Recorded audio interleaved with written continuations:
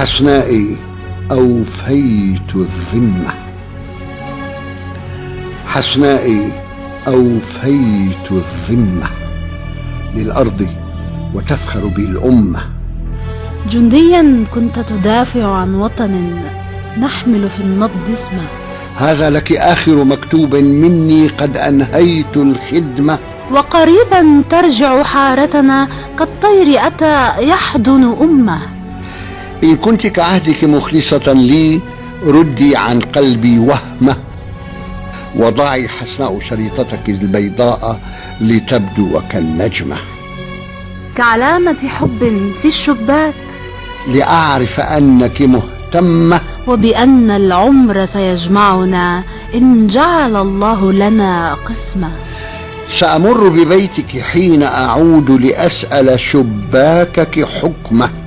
إن لم تر في شريطتي البيضاء سأحتمل الصدمة وسألقي اللوم على قدري، وستخفي في صدرك همه. فجراح الفرقة أهون من شك يسلب جفني نومه. اليوم رجعت لحارتنا تمشي فرحا فوق الغيمة. قبلت الأهل ووجه الأرض، حمدت الله على النعمة. وبرغم استقبال الأبطال تركت الضجة والزحمة. أسرعت إلى بيت المحبوبة بي قلق خلف البسمة. ونظرت إلى الشباك كأنك ترجو الشباك الرحمة. كانت لي فيه مفاجأة، أتراها أشباح الظلمة. أحسست الرعشة في بدني حين بدت من قلب العتمة. عشرات شرائط بيض تضرب كف الريح لها نغمة. ووقفت كأني في حرم، فوفاء الحب له حرمة. عشرات شرائط بيض تضرب كف الريح لها نغمة.